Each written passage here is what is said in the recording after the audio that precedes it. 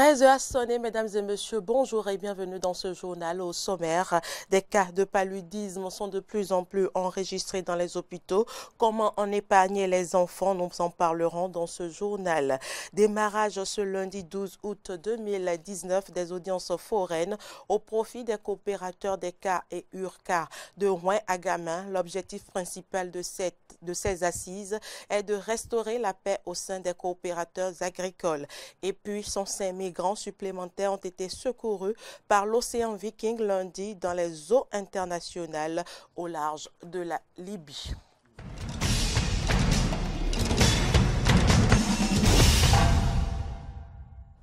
Merci de votre fidélité. Recrudescence du paludisme en cette saison pluvieuse. De nombreux malades souffrant de cette affection sont enregistrés dans les centres de santé. Une situation qui interpelle les parents qui doivent prendre des précautions en vue de prévenir cette maladie qui reste la première cause de mortalité en Afrique et particulièrement chez les enfants. Comment protéger les enfants contre le paludisme? Le docteur Nadia Toulaï Mama nous en parle au micro de Fontenelle Ressou et de Denis Marouya. Le paludisme est une maladie infectieuse, parasitaire due au plasmodium. Il s'agit d'une pathologie dont les cas sont assez enregistrés en cette période. Le vecteur de cette maladie est l'anophèle. Il est très important de faire comprendre certaines choses aux parents, comme habiller les enfants beaucoup plus le soir avec des vêtements un peu plus couverts, un peu plus amples, de fermer les portes, bien installer des grilles moustiquaires au niveau des fenêtres et des portes si possible. Également d'éviter des gîtes larvaires, éviter de l'eau stagnante dans la zone au niveau des casseroles, au niveau des jouets que les enfants utilisent dans la journée. Remettre tout à sec avant que le soir ne tombe. Également, j'aimerais attirer votre attention sur certains signes d'alerte, comme des crises convulsives de tout type, comme une anémie qui pourrait survenir au niveau des muqueuses palpébrales, au niveau de la paume des mains ou de la paume des pieds. Mais ce qui est également très important à mentionner, c'est vrai qu'en cette période, nous avons beaucoup de cas de paludisme, mais toute fièvre n'est pas égale à un paludisme. Je vous invite donc à amener votre enfant à l'hôpital dès que vous remarquez une fièvre ou si votre enfant parle et il arrive à se plaindre de céphalée, de courbatures. Alors, chers parents, ouvrez l'œil. Je l'annonçais dans les titres, les juges du tribunal de première instance de deuxième classe de Lokossa ont démarré ce lundi 12 août 2019 les audiences foraines au profit des coopérateurs des CAR et URCAR de Rouen à Gamin. L'objectif principal est de restaurer la paix au sein des coopérateurs agricoles. Voici le point du démarrage de ces séances à travers ce reportage de Jonas Bouchi. Le démarrage de ces audiences foraines à Agamé marque le dernier tournant du processus enclenché par le président Patrice Talon pour restaurer définitivement la paix dans les CAR et URCAR de Rouen à Gamin. Au nom des maires des communes partageant ces périmètres agricoles, le maire de Lokossa se dit tout heureux. C'est heureux que le président de la République, son Excellence M. Patrice Talon, ait choisi de redynamiser ce secteur. Parce que nul n'ignore que c'est un secteur qui procure de la richesse. Pour le président du tribunal de Lokossa, ces audiences foraines permettront d'actualiser les listes des coopérateurs par l'élimination des principales sources de conflits dans les CAR et URCAR de Rouen à Gamin. Nous aurons réglé 3 situations. Première situation, c'est de pouvoir autoriser l'inscription des décès de ceux des coopérateurs qui sont déjà décédés et dont les familles n'ont pu prendre des actes de décès. Deuxième situation que nous allons régler, c'est de pouvoir autoriser la naissance de ceux qui sont appelés à représenter la famille ou les descendants de ces coopérateurs-là. Et troisième situation que nous allons régler, c'est de pouvoir homologuer les procès verbaux de conseil de famille que vous avez déjà versés dans nos dossiers. Le secrétaire général du département du Mono a exhorté les populations concernées au respect des prescriptions des juges tout au long du processus. Je remercie donc tous les acteurs qui ont œuvré pour l'aboutissement heureux de ce processus. Je voudrais demander aux populations de faire preuve d'assiduité, de ponctualité et surtout de la discipline et de suivre à la lettre les instructions qui seront données par les juges qui seront chargés d'assurer la phase pratique de ces audiences foraines. Autant que les juges du tribunal de Lokossa, les maires de Lokossa, Dogbo, Bopa et Khoyogbe se sont mobilisés à aider les populations à disposer des divers actes civiques et juridiques. Dans le cadre de la commémoration du 15e anniversaire du décès de Jonas Pedro, un accord de partenariat a été signé à Lokossa ce lundi 12 août 2019. La signature du protocole d'accord s'est passée entre l'administratrice des biens de l'artiste et l'association Art d'Afrique en vue de la rénovation du musée Jonas qui se trouve actuellement dans un état de délabrement très avancé. On retrouve Jonas Bochi pour le point. Ça fait déjà 15 ans que nous a quitté le maestro Jonas Pedro, cet artiste béninois qui a révélé au monde entier toute la richesse du patrimoine musical du Bénin à travers l'orchestre international Africando. 15 ans donc après le décès de l'artiste, la ruine de sa maison, pourtant baptisée Musée Jonas Pedro, ensevelit davantage la mémoire de cette star dont le corps repose pourtant en ce même lieu. Un déshonneur de la culture béninoise que Madame Inès Sekholou, présidente de l'association Art d'Afrique, s'emploie à laver. L'association Art d'Afrique, à travers son programme phare Initiative Africa Music, s'engage ce jour mémorable avec la famille Jonas à mobiliser les ressources nécessaires pour immortaliser le maestro à travers une collaboration qui prend en compte la rénovation de la maison musée. Au terme des discussions entre les enfants de Jonas Pedro et l'association Art d'Afrique, c'est ce jour anniversaire de décès de l'artiste que l'administratrice des biens de Jonas Pedro a dévoilé au public l'aval des enfants du défunt pour l'accord du partenariat. Le choix est porté pour un oui. En ce qui concerne la collaboration avec l'association Art d'Afrique, une collaboration qui concerne l'immortalisation du maestro. Après la signature du protocole d'accord, le secrétaire général du département du Mono et le directeur départemental de la culture et du tourisme du Mono ont exprimé toute leur satisfaction par rapport à ce projet qui va immortaliser de la plus belle manière la mémoire de Jonas Pedro. Je me réjouis que Art d'Afrique a réussi à avoir le consentement de la famille pour que cette maison soit rénovée et qu'à la suite, qu'il y ait d'autres activités, aussi bien touristiques que culturelles, pour célébrer la mémoire de Jonas Pedro. Et j'espère qu'à travers la mise en œuvre effective de ce projet, ce musée va retrouver encore ses lettres de noblesse. L'artiste ne meurt pas, dit-on, mais le souhait est que la signature de ce protocole d'accord puisse faire revivre à jamais la mémoire de Jonas Pedro. Nous restons dans la même localité pour dire que la direction départementale du tourisme, de la culture et des sports du Mono récompense les meilleurs de chaque commune de ce département au CEP 2019. Ceci à travers une découverte touristique de la région. Ce 9 août, ce sont les meilleurs de la commune de Grand Popo qui ont démarré l'aventure. Jonas Bochi était avec eux. Suivez ici son compte rendu.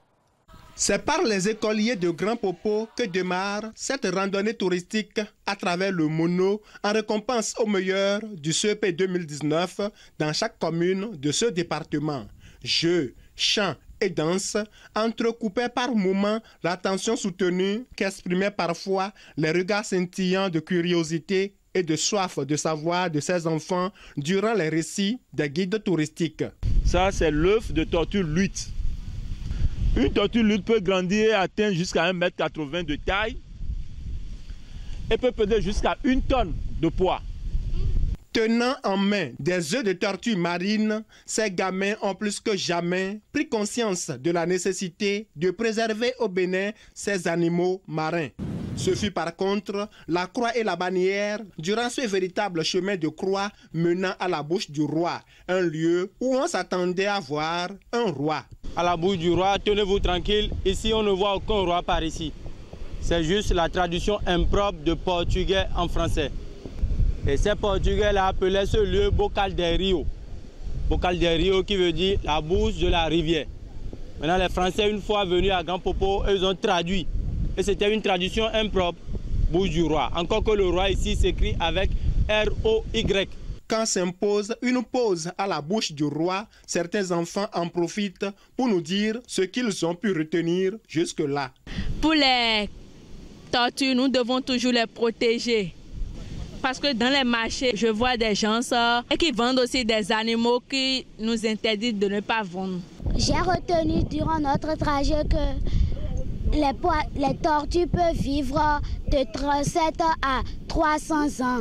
Il est gai de voguer sur le lac. Il est vraiment gai de voguer sur le lac Aimé, comme l'a chanté Gégé Viqué. Mais il est très risqué de s'approcher des cours d'eau par ces temps de crue dans le département du Mono, raison pour laquelle les enfants se sont contentés de contempler le lac Aimé depuis le belvédère de Bopa. C'est un point très élevé à Bopa qui permet d'avoir une vue d'ensemble sur tout le paysage de Bopa.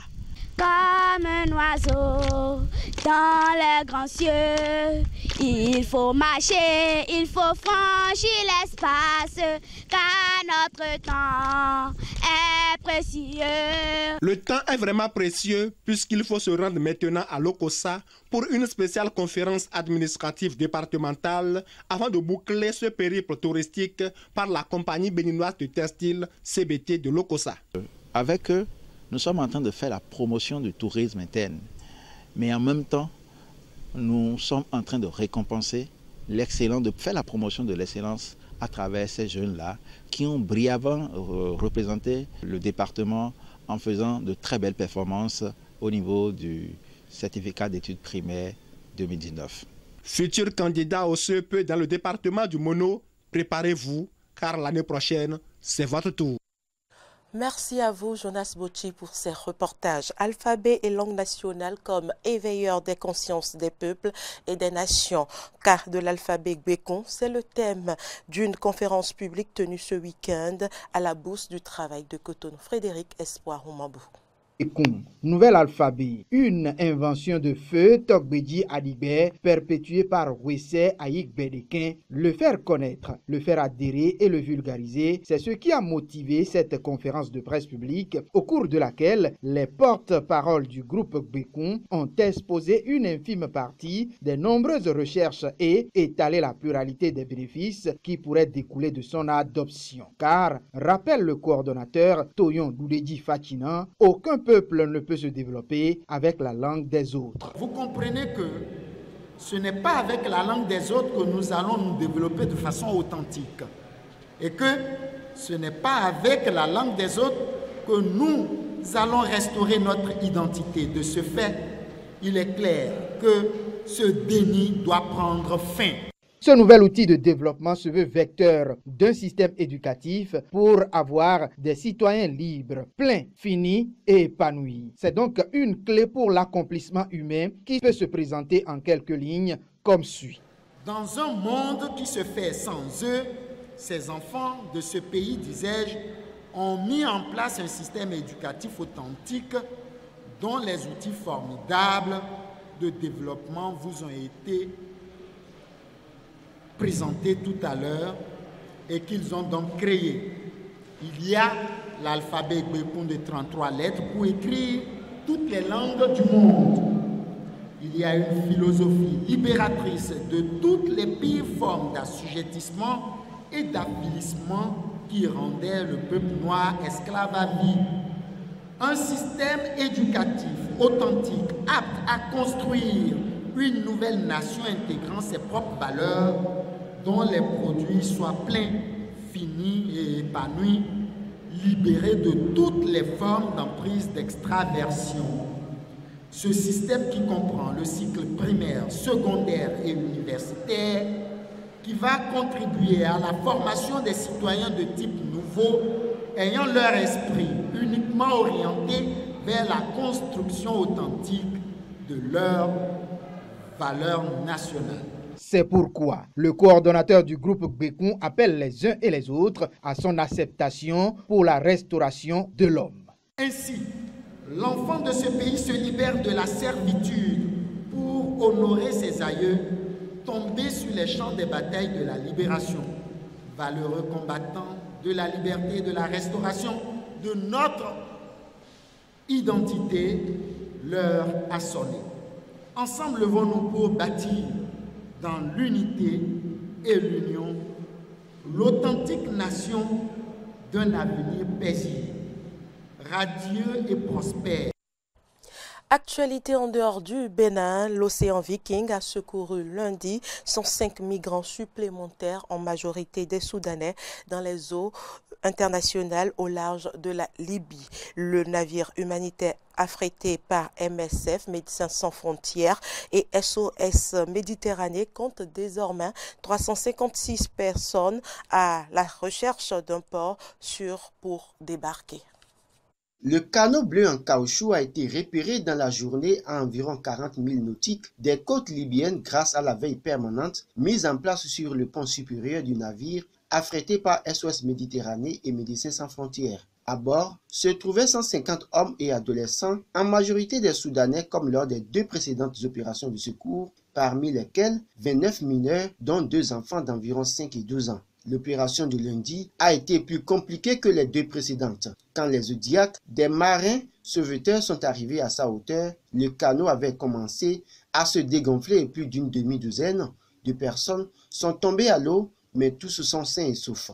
L'océan Viking est équipé pour accueillir entre 200 et 250 personnes dans de bonnes conditions, dans des conteneurs aménagés sur le pont, mais il a encore la capacité de recueillir de nouveaux migrants si la situation l'impose, affirment les 2 ONG. Le grand bateau rouge restait donc au large de la Libye, d'autant qu'un autre canot, parti en même temps que celui secouru lundi, avait été signalé. Les autorités maltaises, contactées par l'océan Viking avant le sauvetage de lundi, ont refusé d'accueillir les migrants présents à bord, estimant qu'elles n'étaient tenues de le faire que dans le cadre d'opérations conduites dans sa zone de secours. Tous les migrants de l'océan Viking qui bat pavillon norvégien ont été secourus dans la vaste zone dépendant de la Libye, mais selon le coordinateur des opérations à bord, Nicolas Romaniuk, les tentatives pour contacter les gardes-côtes libyens sont restées vaines depuis 5 jours.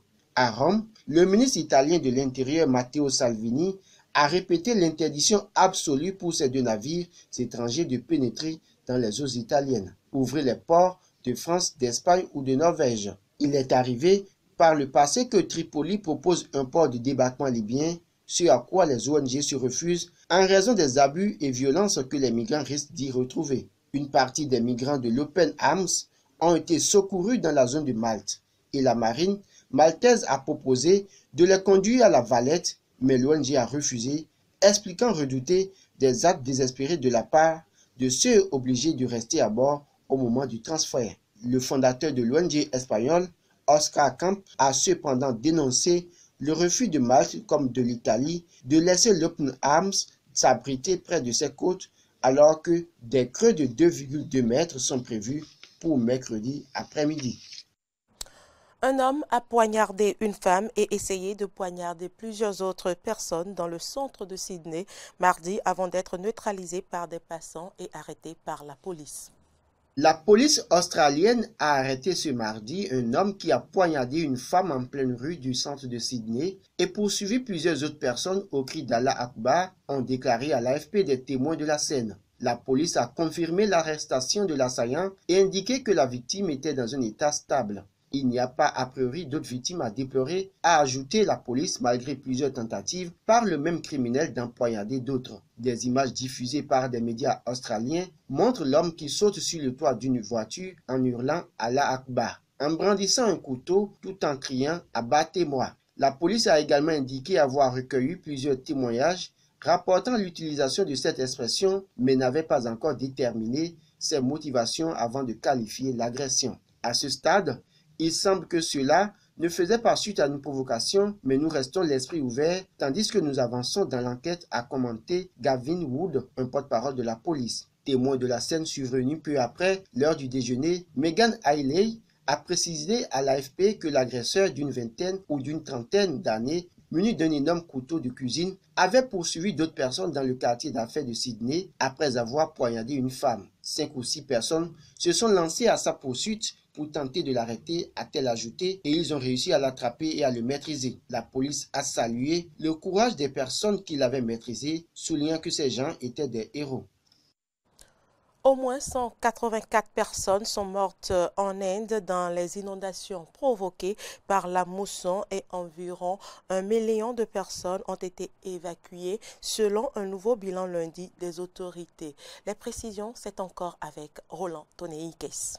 L'État du Kerala, région touristique du sud de l'Inde, est pour la 2e année consécutive la zone du pays la plus durement touchée par les intempéries, ce qui a conduit la semaine dernière à fermer durant 3 jours l'aéroport international de Kochi. Au moins 116 personnes sont mortes, 58 sont portées disparues et 32 autres ont été blessées, a déclaré à l'AFP Pramod Kumar, un porte-parole de la police du Kerala. Environ 288 000 personnes dans les régions les plus touchées par les inondations dans cet état ont été évacuées vers des camps de secours. Dans l'état voisin du Karnataka, où les inondations ont été plus importantes que ces dernières années, le bilan provisoire s'élève à 42 morts. Nous avons évacué plus de 580 personnes, a déclaré à l'AFP un responsable du gouvernement du Karnataka. De nombreuses autoroutes et routes de ces régions ont été endommagées ou coupées par les inondations. Des équipes de secours, d'urgence des soldats de la marine et de l'armée de l'air ont contribué aux opérations de secours. Au moins 66 personnes ont perdu la vie dans les États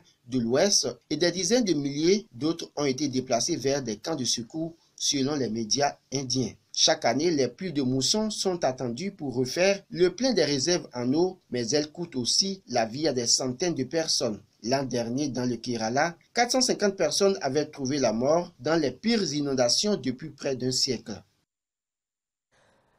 Et ce sera tout pour cette édition. Merci de l'avoir suivi. À demain.